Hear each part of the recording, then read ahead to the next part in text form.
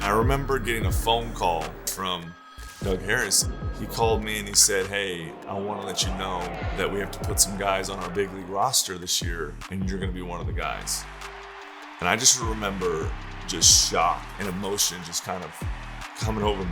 Just how grateful I was for that moment. Braves and the Nats have made a couple of changes. Steven Souza Jr. just called up from the minor leagues, will debut in left. Coming back, it was just kind of reshaping how I viewed baseball and what I was going to do, why I was coming back. And, I remember walking in that year and thinking, I'm probably not going to last. If I am, I just wanted to be able to mend some relationships, apologize to some people, and just kind of share my perspective. And I remember being in the outfield and the joy that was starting to come and being out there and understanding that this was a game. It was fun. And I was having fun running around, and it reminded me of when I was in Little League, and it was easier now to get out and go out there and move on because my joy had just shifted. And that's all I wanted to do, was just have joy. As he is down on breaking free of the identity of your batting average or your homers is probably one of the most useful things you could do. Yeah. It's game number 162. If the atmosphere in the ballpark is any indication, they are psyched for this one today. Leading up to the last game of the year, I didn't think I had very much of a chance because I hadn't been playing that much in September. And so Jordan Zimmerman's pitching, and he's kind of cruising through. And we look up in like the 6th inning, and Jordan doesn't have any hits. And you begin to talk about it. Okay, we had a no-hitter going on. So 93 pitches, 72 strikes, 10 strikeouts. Right around the end of the 7th, Randy Knorr comes up to me, and he's like, "Hey, you need to get ready to go in the 9th as a defensive replacement." I run out there, I sprint out to left field as fast as I can, and Zim just cruises through the first 2 batters.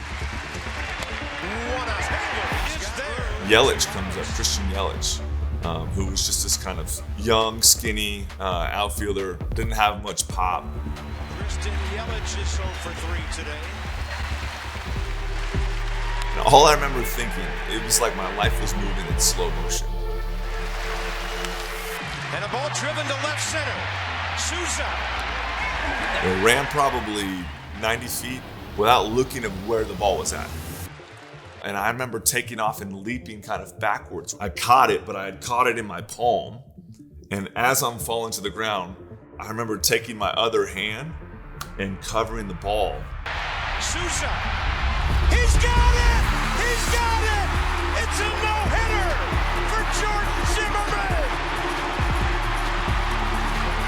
Watching an entire city kind of rally around you and go nuts was one of the coolest feelings. Are you kidding me? A rookie put into left field for defense makes a spectacular play to make Nationals history. I think the coolest part about it is my parents were actually there for that game. And so, it's a moment where, if I put myself in my dad's shoes, watching your son be able to do this, it's pretty cool.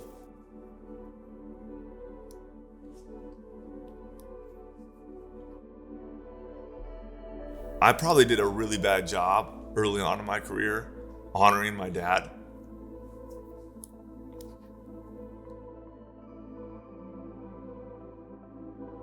In 2012, when I came back, I made a decision to add the junior on my name in programs when the announcer announced it. Steven Souza Jr.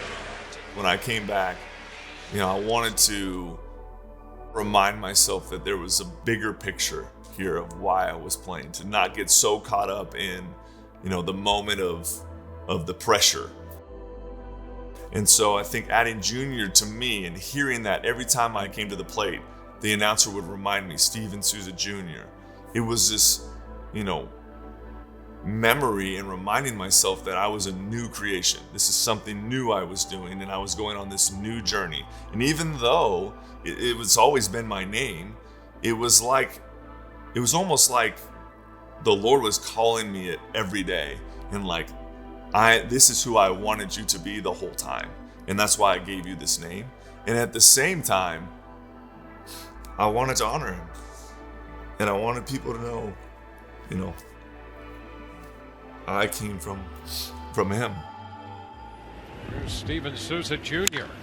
He sends one deep to straightaway center. Pompey back.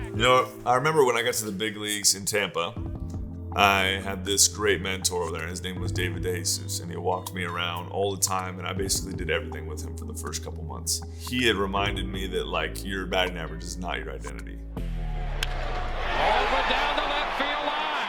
That's got some home run for Steven Souza You see a lot of Jr. bitterness come in, and you see a lot of fear. Right? Guys are afraid to change. They're afraid to be who they are a lot of the times. There's just so many things that swallow guys up in the big leagues. You just don't want to lose it.